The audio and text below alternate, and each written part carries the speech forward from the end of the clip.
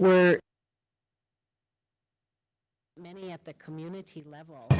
And we made a goal to establish and live by the spiritual calendar. That was the goal number one. Goal two is to revitalize our women's societies. And goal three is to uplift and recognize women in leadership roles. And goal four, develop programs and tools to reach more young women. So those are the goals. We each have, objectives that follow those goals. So that's kind of the historical perspective that we took off with to reach and to engage within the community. And I just like to add in that I too have had an abundance of mentors who led, into coming into a woman that I am, and also in the positions and the calling of doing the work that I do. So I just really wanted to remember all of those women and men that have really helped and come about. So I just like to have Dusty share from that extension of those goals that I shared with you.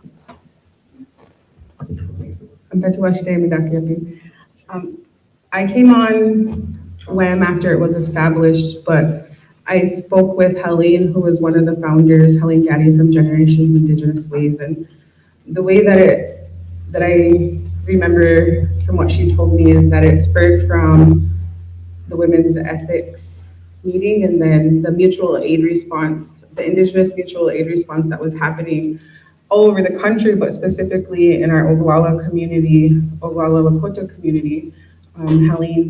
Helene and a bunch of community grassroots organizers spurred into action, and then everyone kind of started getting connected. And I know that Thunder Valley, Oglala Lakota Children's Justice Center, Mila Yatapika, Okola Kichie, Knife Chief Buffalo Nation, they all came together, and I was working at Thunder Valley at that time, and I kept hearing Lynn and Tateme saying, in women's equity, we're working on this, women's equity movement. And so I said, what is that? What's that group? And they explained what they were doing and how they were meeting, and I said, can anyone be in it? And they said, yeah. And I said, I want to be in it, can I be in it? And they said, yeah, come on. And so I invited myself, and they welcomed me. And we kind of, when we would meet, we would talk about what does our community need? Because we wanted to address the domestic violence, the suicide, and the abuse in our communities that became more exacerbated during and after the pandemic. And so we started out doing, we ended up on the spiritual calendar. And one of the things that came from those meetings early on was the Ohunkaka series, where we featured several elders telling stories through the winter months. And yeah, that's the beginning of women's equity movement. And, excuse me, good morning, or good afternoon. As one of the co-directors for the South Dakota Coalition, we work with service programs who service victims of domestic violence, sexual assault, sex trafficking, stalking across the state. And we were starting to see the instances increase in Oglala country. And I'm also an Oglala woman, I'm also an Oglala mother. And when getting in contact with Thunder Valley and seeing what my fellow sisters over in Oglala country were doing and how this movement was looking to eradicate the violence in a very different way, changing that narrative from being reactive and waiting for the violence to happen to try to figure out what our communities need and how we can start to build our young women within our communities in order to protect themselves from the violence that was occurring. So it just seemed like a really good fit for our program, and then just me personally, something that my life work revolves around is making home a better place for my children and my grandchildren. So that's kind of how we all started coming together with this common goal. So that answers that first question as to why we needed the women's equity movement. I did want to just jump to the side here and have everybody look up at the screen because we wanted to talk about some of the original members and some of the ladies that put their time and effort and passion into this work. And so we have Tatewi Beans, Executive Director for Thunder Valley, of course, and Lynn Cooney, Deputy Director. Decorah Hawk was also a big piece of this. Dusty Nelson, who's up here on the panel, and Mary LeBeau. Tara Hauska, who's the former Regional Equity Director, but for health reasons, she had to step down. And so we send our prayers on to Tara, she's going through a difficult one. And also Lee Gaddy, she's part of this, and Arlana Badlam was also part of the panel. And to me, Lee, Two Dogs Iron Claw was also part of this movement when they first started. So you guys want to put your hands together and give them a round of applause. It's a lot of good work. We'll continue to do them and grow. And then, of course, the Toy Lunderman who's up here as well. So with that, we want to move on to the next question. They're kind of answering it. Some of these questions will overlap, but we want to get, what the meaning behind WEB is. And so the next question is why was there a need for the women's equity movement? Why was it needed, I suppose? So go ahead. I believe that it was very much needed for the voices of our women. And speaking for the children, that's what I do. The work that I like to do and have been doing for a while is standing up and speaking for those children because they can't speak for themselves. And within this women's equity movement, the children are watching. They're watching us. And they're looking for that. Some of the times they come to us and tell a story that they've never told anybody. So it's so important that we stand up and that we speak out for the best interests of the children, but for the women as well, and how we can strengthen and honor each other as good relatives and make ourselves, empowered amongst each other. And not, that's focusing on the very positives of what we want to do and what we do. However, there's lots of lateral violence, and lateral violence is an oppression. And we work very much not to engage in that. I do. And I think that that's the most important thing, and lifting each other up and becoming one, because we're very powerful, and that the beauty of expressing our voice is so important. So that's one of the biggest things that I see with this women's equity movement.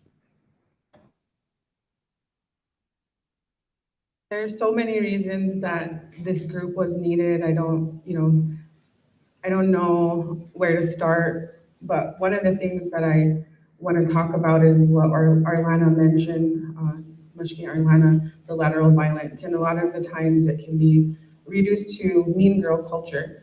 And so with women's equity movement, I see the group really working towards dismantling mean girl culture among working professionals and community organizing. And that was one thing that I felt was very powerful, even though it might not be highlighted or we don't have a principle of dismantling mean girl culture. It's something that happens organically because, like Arlana said, we uplift each other and we really see each other for who we are, and we help each other. And one of the reasons I became more heavily involved in women's equity movement is because I realized that nobody is exempt from the violence in our communities. We grow in a soil that's acidic with the Americanisms and patriarchy and everything that colonialism brought, and we know that, and nobody's exempt from that, and we're all impacted by that. And I think women's equity movement is a collaborative effort that says we don't have to accept this, we can stand up, we can join together, and we can impact our community positively with what we know and our Lakota life ways. And so it's been a process. There's a lot of different reasons that I think are even unfolding as we do the work as to why this movement is needed. But I just wanted to highlight that. I agree with both of my Mashkes here, the response to that. I think we could be here all day if we sat and talked about the reasons why our community needs this. And definitely, one of the main reasons I think is that the time is now. There's a shift. There's a shift across the country. We can all feel it. I think the time is now that we embrace our roles, that we step back into who we are as a people, as an Oyate, and a huge part of that, of who we used to be and the strength that we were as a people, and that's kept us to be a strong people through everything we've gone through, is our women. And our mothers, our grandmothers, and a lot of us, like me personally, I'm transitioning into a different role now. I'm transitioning into that of an auntie and an OG, and I tried to think of what I could do and what kind of space I could create in order for us to create this change ourselves. I'm tired of having other entities, other things coming in and promising to save us and fix our problems and dangle dollars in front of us, when in reality, we have that power. We have that gift amongst ourselves to do that. And as Lakota women, as Ogallala women, it's part of who we are, to stand up, to be those warrior women and embrace that role. So the women's equity movement has really been creating spaces for everybody to come in and voice their concerns, but not just the concerns. The women's equity movement has really pushed to be action motivated, to not just have a session to complain and talk about the issues. We all know the issues, but we've created spaces where we can create answers and solutions to those and actions. So it's really encouraging, and I'm thankful to be here and see so many different faces here, especially our young people. We can do this. We can make that change. We can have a better life for our young people. And this is just the beginning of it. So I'm really thankful to be able to be a part of that. I do want to share a quick story too. Started working with the women's equity movement, looking at the work, and we held a meeting over at the casino in Prairie Winds, and we had these subgroups in this committee work that we were doing, and we had it in place. And so we put this meeting out. There was a little bit of ice on the roads for me, and a little bit of we were going to cancel it, but we decided to have it anyway. We had a lot of people, a lot of women show up. There was some Shailas and some Navajos. They all came to this meeting, all women. And, they had a lot of concerns, and they voiced their concerns and their ideas and their vision about the women's equity movement, but also a lot of focus on MMIW work, keeping our women safe, keeping our children safe. They shared a lot of powerful stories. And so even for myself and being part of that work, we were able to kind of shift. We were like, wow, this is different from what we were doing. And so Tate and Lynn put our heads together, and we decided to pull that work in as well. And it's been really good to have the opportunity to have an impact and continue to do so. And so even for myself, what these ladies are talking about, it's been a really powerful experience for myself. And so I know we're going to continue to do this work. And it just shows the adversity, and like what Mashke Toy was talking about, even the issues that are out there, and having that safe space to talk. So it was good to have all these ladies sitting there talking about, what it is that they want, that they need, that they're going to be moving forward with. Those powerful. So without further ado, I'm going to move on to the next question. And, we put this question in there, and I passed them around, but in the end, I know we talk 7 generations planning ahead and stuff, but for you ladies, what is the overall goal of the women's equity movement? I'd like to share that the vision is reclaiming our role as a Lakota woman, and how we may have had to go back and relearn. We have to go back and heal some of those hurts, some of the circumstances that we as women face and have gone through are very tremendous. So to go back and heal those hurts, and so that we can articulate and be present, and that we relive, live in harmony, not relive, live in harmony, and that our children, our grandchildren, Takojas are all living in balance. That's a big, big vision, but it's but it's there. So that's what I would like to share is just, reliving that, going back to that healing, I guess, and heal our hearts so that we can articulate, like I said, and share in a good way and create that balance for our tapojas, for our children, for those future generations to come. And it's coming. We're going to be able to do this. So that's just a point I'd like to just share at this moment. I might share some more later, but go on to Dusty. And from my perspective, the overall goal of women's equity movement is to work smarter and more efficient, not harder, to change the material and psychological conditions for the better of the Oyate, period. We need better material conditions, we need more resources. And in order to heal ourselves and usher ourselves out of a trauma drama era, we need to really focus and come together and be self-empowered and work together. The model that women's equity follows is that, the model of the buffalo. So it doesn't just, everybody's a member of women's equity movement, whether you're active or not.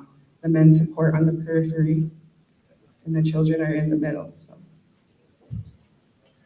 And just kind of spinning off of what Dusty had her comment, one of the goals that I see is, going back to something that I was taught by my grandpa was that, back in the day, everybody had a purpose. Everybody within our society as Lakota people had a purpose and a reason for being. And I feel like we've lost that in some ways. So I look to this movement as creating spaces for everybody to be included, everybody to have the opportunity to step into their role that they carry within our communities to make this change. Because it's a women's equity movement, but in reality, it's a people's movement. And it includes, everybody, not just women. So, that's one of the things I see moving forward is a model and creating that safe space to allow everybody to understand what, their responsibility is and their role in making a better place for everybody at home in our communities. Everybody can contribute. There shouldn't be anybody in this room that feels like they can't contribute to this movement in some way, and that you're welcome to. So the next question with Len, we're going to get ready but I wanted to talk a little bit about what we were able to do this past year. I have 6 daughters, and so for me, I have 6 daughters. So the long of it is we did a Shnati Achilawampi ceremony, and we talked about how through colonialism and through the boarding school system and through all these different things that our people have been through that got us away from what has always kept us healthy, and that's our culture, our 7 sacred rights and our spiritual laws and things of that nature that keep us healthy, centered, and focused. I know for my own daughter, I was able to witness how much just that simple ceremony, well, it's not simple, but it's powerful. But that ceremony, when she attended it and she was part of that, she came out of there a whole different person. She came out of that ceremony a woman. And so there's not the Chilawampi ceremony, that's what it's designed for. And so witnessing my daughter go through that and some of the things she experienced, it was a really powerful thing for her, and it changed her whole life. And I always just never had an idea that ceremony was around or being practiced. And so when the young woman becomes of age, it's one of the ceremonies that our people have for our young women. And I remember one of the things I remember about it, I'll never forget, is at the end they have them get a cane and they'll walk with that cane. They're supposed to act like they're an elder, and everybody's laughing. They're all laughing and they're giggling because they're walking with the cane, and they're teasing each other, all the women in that ceremony. I was sitting there laughing too. And then I kind of hit me. I kind of realized that I won't ever see my daughter be able to. I won't see her get to that stage. I'll be gone. And so in another way, it hit me in the reality of life and how real it is, and the roles, and like Mashke Toy was talking about, stepping into those different ages, becoming for myself a Lekshi, eventually a grandfather. So I wanted to share that story because for me, it was one of the successes I seen within my own family, the Joshua system. And so for you ladies, what successes have you seen from the women's equity movement? If you can talk about a few of those or one of those that really stand out to you. I'd like to step in and answer this. Coming from my background, I work with individuals who have been victimized by domestic violence, sexual assault, and unfortunately now very often sex trafficking. And seeing the devastation that that does to an individual and the amount of healing that needs to go on for somebody, and myself speaking as a survivor, I'll be healing into the next lifetime probably. And so, one of the things, the big successes I see through my lens as an advocate for victims of violence is the empowerment that this group has done with the Ishnanti that they've done, the naming, those activities that have brought not just our young women together, but have connected them with our elders. I think that is the biggest win for us, is that we're helping build identity into our young women, our young Ogallala women. And that's something that our young people need and lack because of those things, because of colonization, because of the boarding schools. We've lost a lot of that. And I see a lot of our young people not really knowing who they come from. I mentioned my home community is Hidog, and I remember being a young girl and being ashamed to tell people I was from Hidog because people made fun of the name Hidog. And it wasn't until I got older and more into who I am to understand who Hidog was, who Chief Hidog was. He rode alongside a crazy horse. And it instilled the pride in me that I make sure my children have. And so seeing the young people that this movement has come into contact with, for me, is one of the biggest successes, because it shows me that our young people are seeking out and getting that identity that they need to really truly be proud of who they are, to get up every morning and say, I'm Ogallala, and I'm proud of it. So to me, that's a huge success. Jitu. I was thinking about personal success, and I was thinking that all of the work that we've done was so collaborative and so shared that I don't feel ownership over any of it. And so I'm going to talk about how women's equity movement has impacted me personally. Like I said, nobody is exempt from the violence in our communities, and I was experiencing domestic violence. And the greatest personal success for me through that was the support I received through women's equity movement in a lot of different settings, and working past that disempowered feeling. You don't want to go out in public. You don't want to, do all of the things. Everybody suffers from, the imposter syndrome or the anxiety. And so it really took a lot for me to continue to go to the meetings as I was going through my own personal stuff, but I was encouraged by all of the members, and I didn't feel judged, and I didn't feel like I wasn't worthy, because they always included me. And from that support, I had a perspective shift. I went from being really bitter and angry and frustrated at my community and at men, at cis hetero men, and being really reactive, to gaining the support from women who I looked up to of all different ages, even women younger than me, through this group.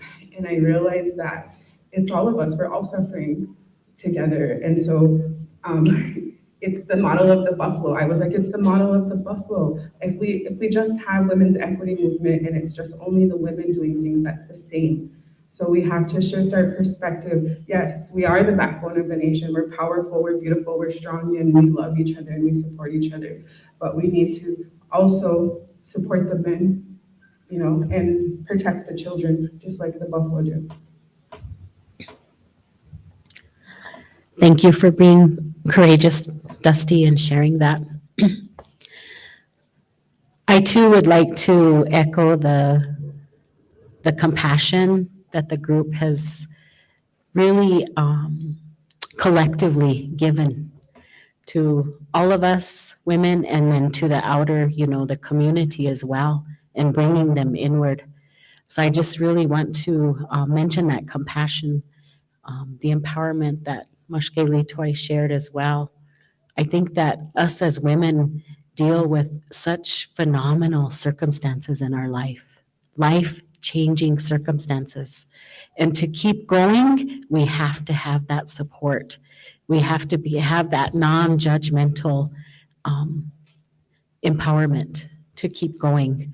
So I just really want to echo that and really am grateful to the women's equity movement for doing that and for having these objectives, being intentional in these objectives of uplifting, of honoring each other.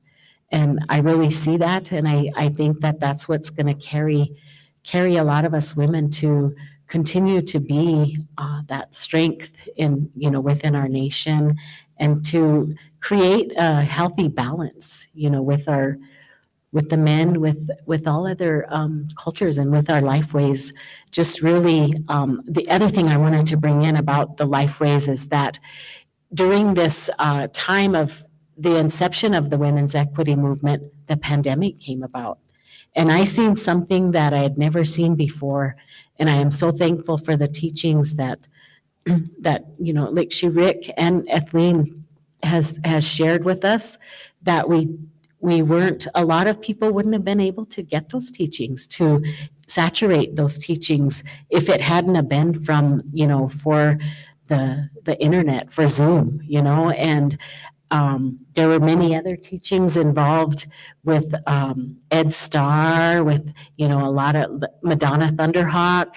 We wouldn't have, I don't know if we would have received those. So I just really think that the strength, the collaboration, and the coordination of that delivery of messages, of teachings, was really, really phenomenal. So again, the compassion, the empowerment, and the strength of teaching and collaborating. So those are the things that I think of.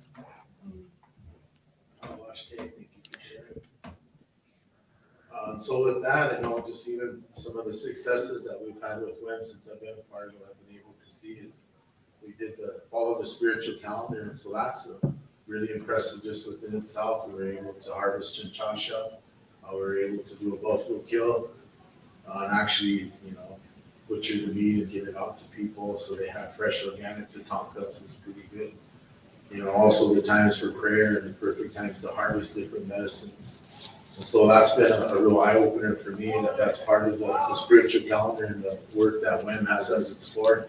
But also the healing camp that we held in the Shnaki Chilowampi, and the ladies that had the opportunity to be a part of that were all really powerful things that I've been able to witness. So there's a lot of successes, and I know there'll be a lot more down the road. The work continues and the movement grows. And so with that, that's what we're going to be talking about next. So the next question is going to be, what are the future visions of WIM? What are we looking at down the road, the future visions?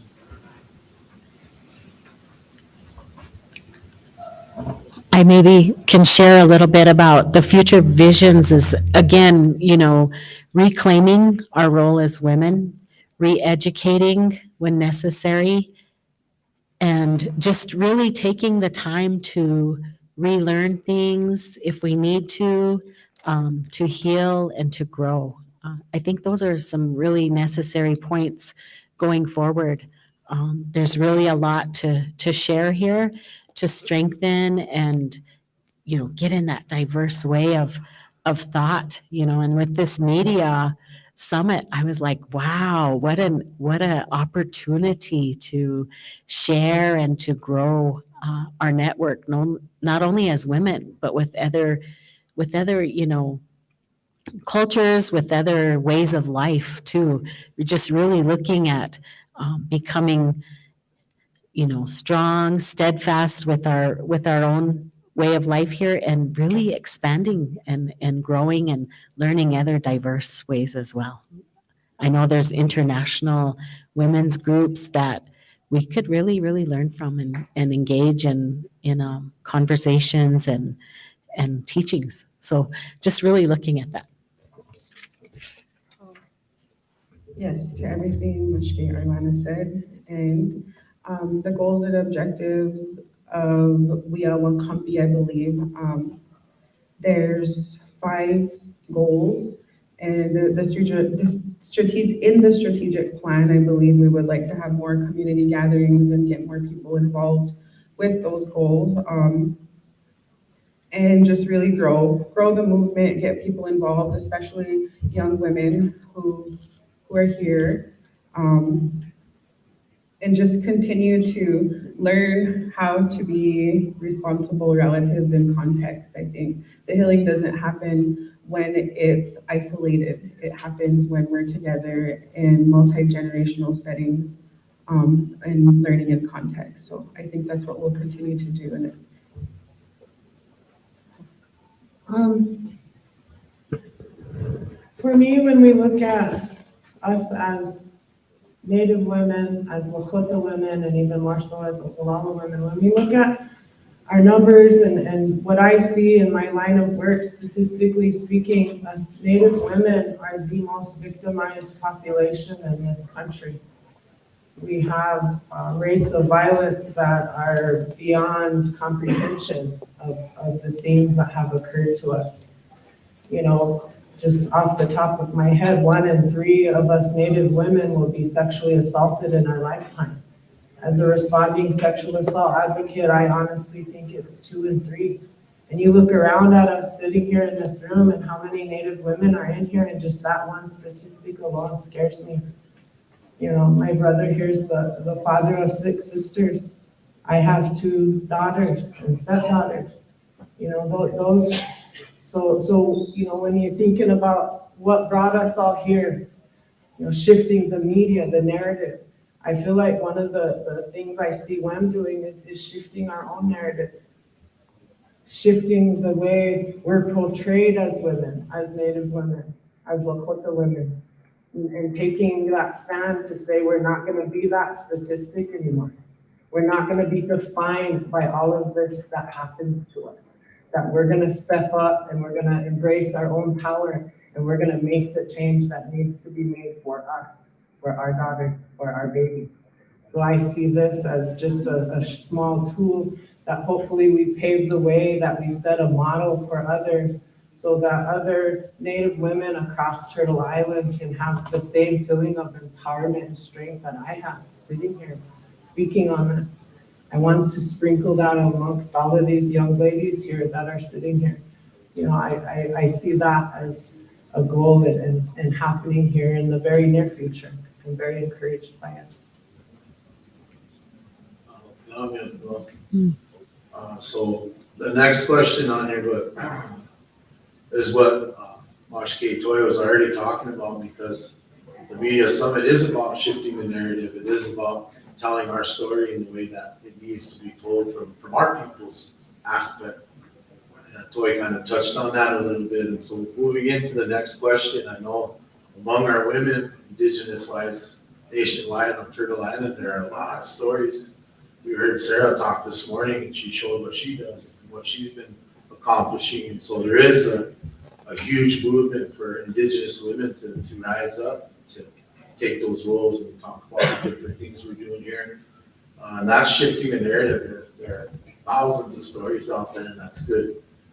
So moving in towards this last question here before we go to comments, or if anybody else has questions out there, is in what ways do you see the women's equity movement shifting the narrative for women, tied into the media summit here? Well, just to kind of go off a little bit of my last comment is, you know, we're at a place here where we can make that shift. And I think we need to create these spaces where we as women feel safe enough to embrace those roles. Through the media, through colonization, through every message that we see from the moment we wake up to the time we go to sleep has not always been in a positive light for us. And so I think that, you know, one of the things too in shifting the narrative, you know, and working with our allies in the media is to portray us as the strong individual beings, the life givers, the backbone of our people, and for us to also not be afraid of those roles. for us as women to not step back and be okay with how things are, because there is that, it is hard to take that step and embrace new roles. So I'm hoping that by shifting this and the way we look at each other and the way we speak and bringing back that being a good relative to each other, will be empowering. And so when we do look, when my granddaughters look and see who they are, they see positive images. They see who they really are out there and don't have to fight so much for it. One thing that I was thinking about was the Ohunkaka series, which was the storytelling series where Lexi Edward Starr came on and he talked about the intentional colonial oppression of the feminine. That through colonization, we lost our women's warrior society. The Gatela Okola Kichie was intentionally targeted, and we no longer have a Gatela society, a healthy Gatela society, and we are not included in our government. Our voice is not included in our government as a group. And so I think that's really important to know that from the beginning of colonization, which is fueled by capitalism, the feminine has been oppressed and left out intentionally and forcefully.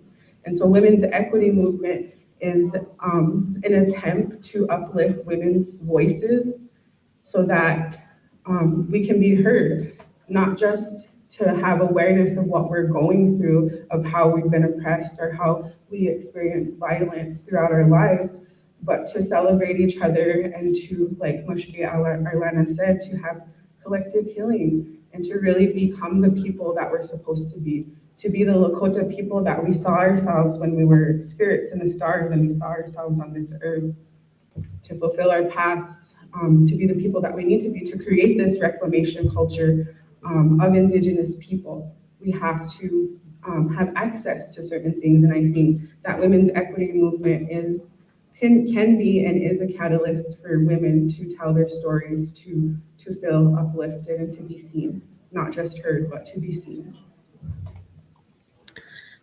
Again, thank you for sharing, both of you. I really see that the media summit is bringing out just that. It's an opportunity to be heard, again, your voice, and again, to stand up and speak out and to really be mindful of who's watching us as we're doing that, because it's the children. And I really think that it's going to be strengthening for them to help them when they need to stand up and speak out for themselves as children moving forth, and that the women can help them do that. I also think that a mentorship, if you will, brings about that healthy way of showing the children, the young girls about, so they don't have to go through things that maybe we've gone through. I think that it's a way of really, really strengthening and helping them become who they are at such a young age, and when we looked at, I said, we looked at, tweens, preteen, but we need to go younger. So we've started a little mentorship within our organization, but also really looking at collectively how we can coordinate and collaborate with others around us so that we can strengthen these children, these girls, to help them so that there doesn't have to be such a drastic intervention done. So that's what I see is really helping. So stand up and speak out. One last thing I wanted to add was that it's really important for the multi-generational modeling of the teachings and the respect, because whenever these young people, if they want to step in, we don't want them to feel afraid that they're going to be greeted by oppressive older relatives. And so I think that's something that's really important that women's equity is modeling, is inclusiveness, compassion, and multi-generational spaces. Any other, so with that, thank you, ladies.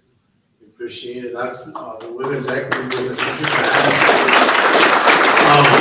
We don't wanna leave time open here, we're supposed to be ending here pretty quick, but does anybody have any questions for these ladies? Or any comments about what they shared with everybody today? Going once? I want to say something. I'm Debbie Phelps. I work at Thunder Valley CDC. I'm the HR person there.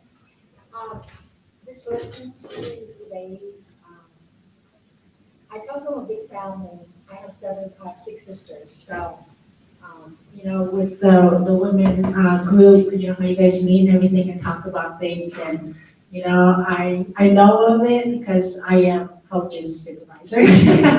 But I never attended. And after hearing you guys, I really want to get involved, because even though I have older sisters and younger sisters, and I'm the middle person of the sisters, and so I know how to communicate with my older sisters, and I know how to communicate with my younger sisters, being a middle child.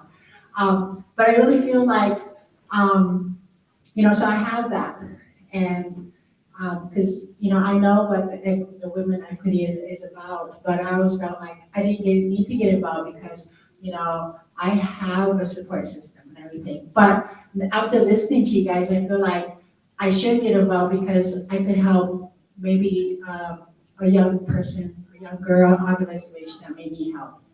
Because I live alone. I love dogs and animals, so I have like 3 pets. This is my stage, she knows I love pets. Anyways, so I spend a lot of time, for animals and stuff like that. But I really feel like, I'm getting older now and I'm stepping into that Uchi role too. So I do want to get more involved and help like the younger generation, That's all I want to say. Thank you. That's really encouraging, and I think that's kind of what we're looking for, because we also recognize that not all of us have that support, and a lot of our young people don't. And so if they can start to identify us in the community as a safe place, safe person, then that's a win. So I'm glad that you're that's what we want through our community. So I just wanted to, my name is Kate Thunderhop, but I just wanted to encourage you guys. I really appreciate hearing those words from each and every one of you out there. Our women at home, we do need to feel like we're helping each other, lifting each other up. And I think that is really the big key. And I appreciate hearing that from you guys. There is a lot of everyone trying to be, the leader. I think our people and young people need to look around and see that we can do this together. And what you guys are doing is really awesome. And I'm really glad I came. I've been going through some personal issues recently, but I'm here with my daughters and I want them to learn. Thank you.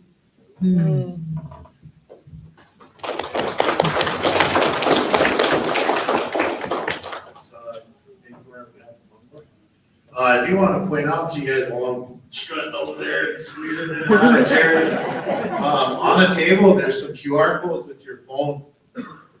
And on there, we have one for MMIW policy work that we're looking at. You just put your camera on that QR code, it'll pop up and take you to the survey. And also for a community needs assessment. So, through the dinner and through when they're gonna speak during the luncheon, everyone grab your chow and get right back in here, you're well done. If you have the opportunity, please, get on there and join the revolution, I always say, but there's some really good information and some surveys in there that we're gonna be utilizing so we can move forward with some good work. Okay, let me get this. I would just like to say thank you for sharing your story and your strength. I'd also like to thank you guys for stepping up and doing this for our community and for all of us. So thank you for that. I would like to hear more about how you plan to implement across our community, like what you're doing. What's the future? This is the first time I've ever heard of it. It's amazing, and I want to know more. And I work at Girls School, and so we are all about empowering our next generation of girls. So thank you, and I'd like to hear more about that. Yeah, we can get you a number. Yeah. We'll get you tied in, Shante. Get you in, man. The strategic plan has 5 working groups, and when we have a meeting, you can choose which goal you would like to be a part of, and then each group is a working group, and they make their own plans and action plans and implementation. So welcome, Shante, Moshke. Yeah, if you want to connect with the ladies, anybody in here, or with myself, just, we're around for the next few days here. Roman, so if you live lost, pull us back in. So any other comments or questions? Anybody? Well, and if not, we want to thank you for your time and coming in, and thank the ladies. Now would be the round of applause if you guys want to. Thank you. I think it's, we did it just right, it's 12:20, so I think it's time to vote up. You want to say a prayer? You want to say a prayer? Coach, I just wanted to plug, I'll use my cheerleading voice. Yeah, I just wanted to plug Saturday morning at 9 o'clock at the band shell.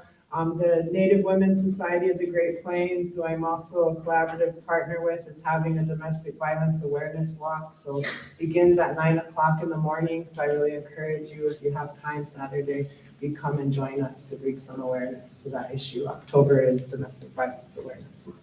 Thank you. And to the panel here,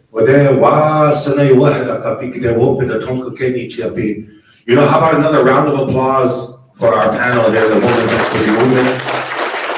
Those things they speak of and those issues that were brought forward, these are major things for our people. And as a man, as a Wichashta, I have no right to speak on those issues involving our women, but as men, we do have a responsibility to help in any way we can and however we can. So again, we say thank you to Wopila Tanka. And at this time, in the grand fashion of our beautiful Ocheti Shakoi people, here in the lands of our Lakota people, our Lakota relatives, in a place that I would just learn this morning called Wita Paha, what we now know as Pahasapa, the Chesapa. We have asked Dekshi Rick over here if he would talk to Wakantanka on our behalf with the Daku Wakanga Wakanga Dekshi and say a prayer on behalf of all of us as we share a meal together. And once we finish eating, I do encourage you to please get your meal and come back in, as we still have a very beautiful agenda put together. So at this time, I turn things on over here to Dekshi Rick.